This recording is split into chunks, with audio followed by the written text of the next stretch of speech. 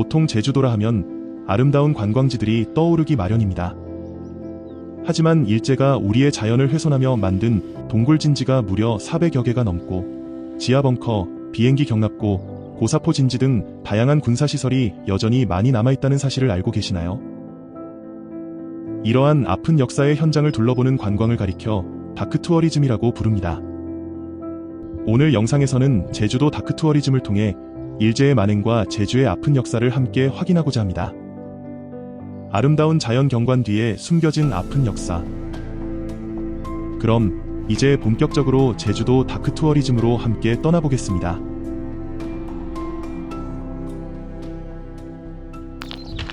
이곳은 제주 모슬포 알뜨르 비행장입니다. 현재는 밭으로 덮여 있어서 전혀 비행장처럼 안 보이는데요. 평범한 논밭처럼 보이는 이 풍경 속에 일제가 만든 군사시설들이 남아 있습니다. 군사시설이 눈에 보이시나요? 저 평범해 보이는 언덕, 저 언덕 아래에 일제가 만든 지하 벙커가 있습니다. 제주 모슬포 알뜨르 비행장 일제 지하 벙커. 원래 이 비행장은 1935년 일제가 중국 본토 공략을 위해 만들었는데요. 태평양 전쟁 말기 일제는 연합군의 공격에 대비하여 비행장을 확장하게 됩니다.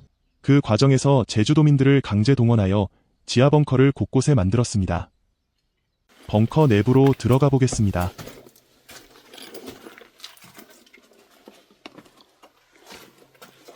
이러한 벙커들은 연합군의 공습에 대비하기 위해 병력과 물자를 숨기거나 작전 지휘를 위한 용도로 사용되었습니다.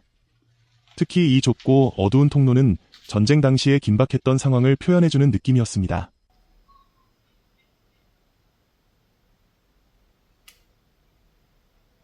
옆으로는 훨씬 더 넓은 공간도 있었는데요. 충분히 여유있게 서서 다닐 정도로 높이가 2m는 좋게 넘어 보였습니다.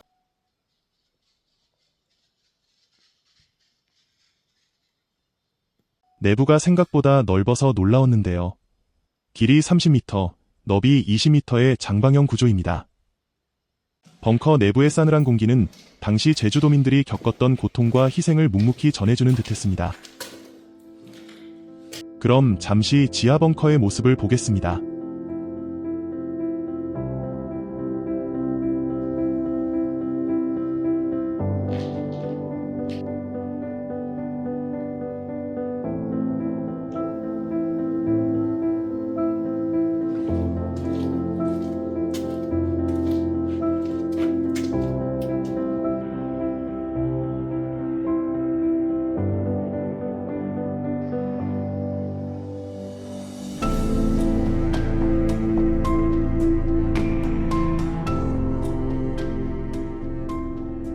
밖으로 나가는 출구도 아까 들어왔던 입구와 마찬가지로 매우 낮고 좁았습니다.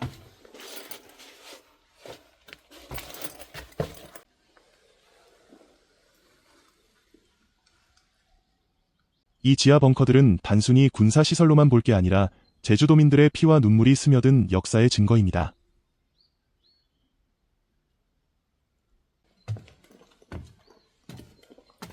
벙커는 콘크리트 구조체를 만들고 이쪽에 돌무더기를 쌓았습니다. 그리고 표면을 수풀로 가려서 멀리서 볼 때는 동산처럼 보이도록 조성했습니다.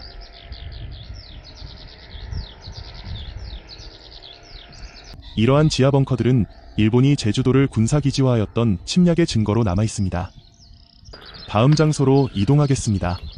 벌써 알뜨르 비행장의 비행기 경납고가 눈에 들어오기 시작합니다.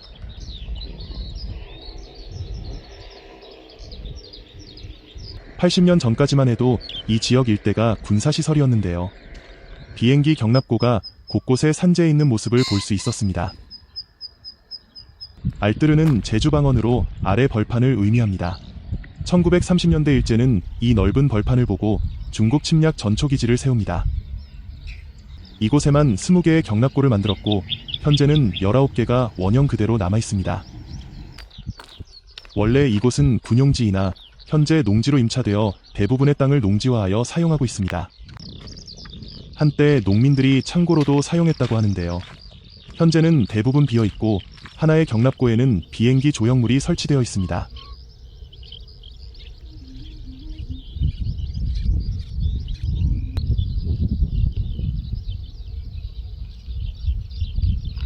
넓은 평지가 있는 땅이라서 그런지 주차장도 매우 넓었습니다.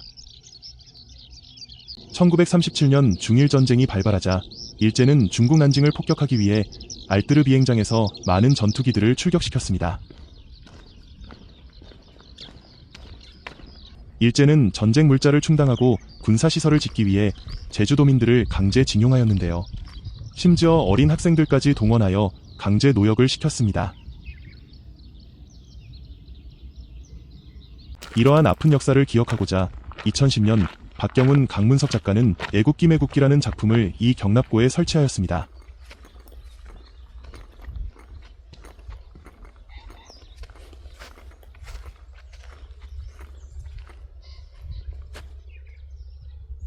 이 작품은 태평양 전쟁 당시 일제 주력기로 사용되었던 제로센 전투기의 실물 크기 모형입니다. 이곳의 답사객들은 일제에 희생된 제주도민들에 대한 추모의 메시지와 평화를 기원하는 메시지를 리본으로 달아 놓았습니다.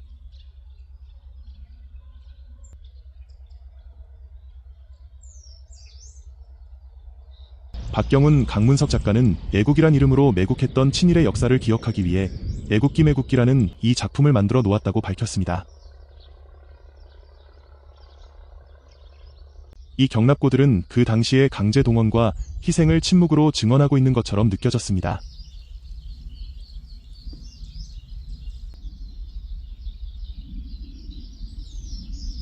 일제의 야욕과 강제징용을 상징하는 이곳은 국가등록문화재로 등록되어 역사의 현장으로서 보존되고 있습니다. 바로 근처에는 또 다른 비극의 현장이죠. 서다로름 양민 학살터가 있습니다. 바로 이동해 보겠습니다.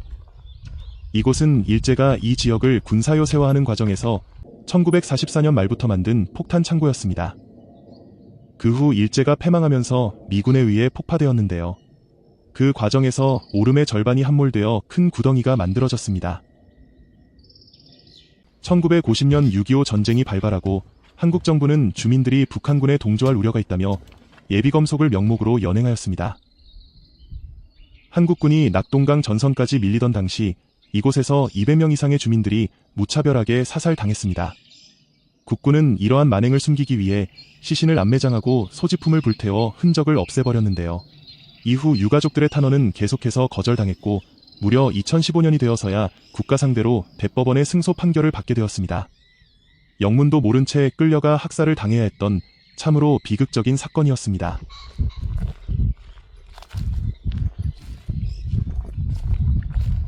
다음으로 우리가 향할 곳은 고사포 진지입니다. 고사포 진지는 상공에서 접근하는 전투기를 격추하기 위한 시설인데요. 미군의 공격에 맞서 이곳 알뜨르 비행장을 보호하기 위해 만든 군사시설입니다.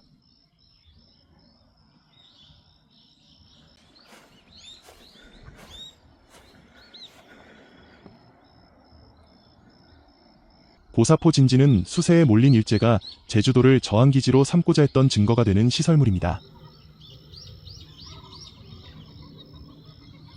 당시 설치되었던 고사포는 모두 폭파되어 없어졌지만 콘크리트 구조물은 원형 상태로 남아있습니다. 여기서는 총 2기의 고사포 진지를 볼 수 있었는데요. 당시 5기를 설치하려 했지만 2기만 완공되고 3기는 미완공되었습니다.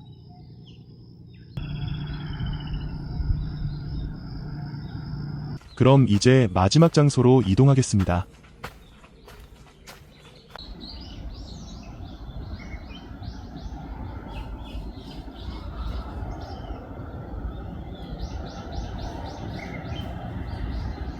여러분은 지금 제주 올레길 10코스를 걷고 있습니다.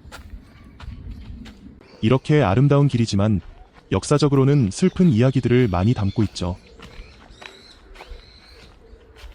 숲길을 지나서 나오니 탁 트인 전망이 기다리고 있었습니다.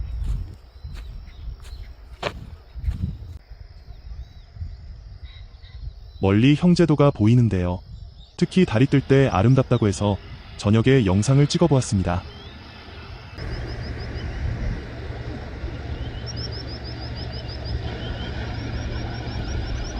왼쪽으로는 산방산과 용머리 해안도 잘 보이네요. 올레길 중간에 잠시 힐링하며 쉴 수 있는 시간이었습니다.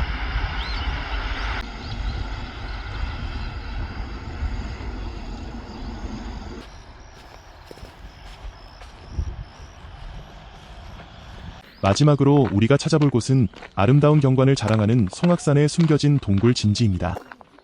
송악산은 그 자체가 빼어난 풍광을 자랑하지만 이곳에도 일제의 아픈 역사가 고스란히 남아 있습니다. 송악산은 절벽 위에 있는 해발 104m 높이의 산입니다. 파도가 갉아먹은 듯한 절벽이 장관을 이루고 있고 남쪽으로는 가파도와 마라도를 한눈에 볼 수 있습니다. 송악산의 자연 풍경은 이곳에 일제 동굴 진지를 보러 온 것을 잠시 깜빡하게 만들 정도로 굉장히 아름답고 웅장했습니다.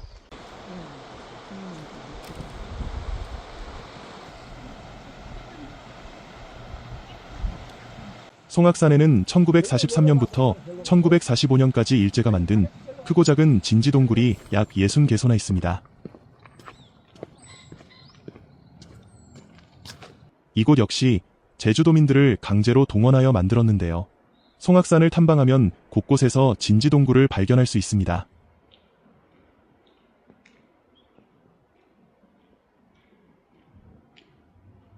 특히 해안가에는 일제가 송악산의 해안 절벽을 훼손해가면서 만든 15개의 인공동굴 진지가 있습니다.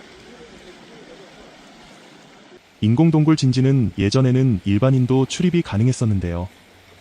현재는 붕괴 위험으로 접근이나 출입이 금지된 상태입니다. 그래서 이렇게 멀리서나마 볼 수 있었는데요. 각 동굴의 너비는 3-4m, 길이는 약 20여 미터 정도나 되는 규모입니다.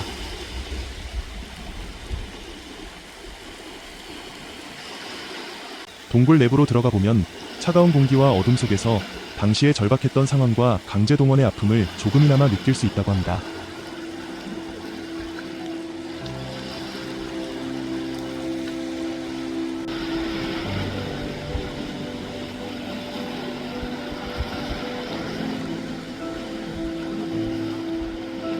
오늘 제주도 다크투어리즘의 현장을 함께 걸어보았습니다.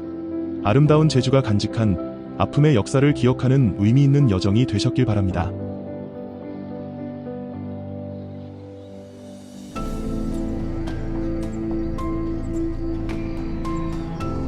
제주 다크투어리즘 어떠셨나요?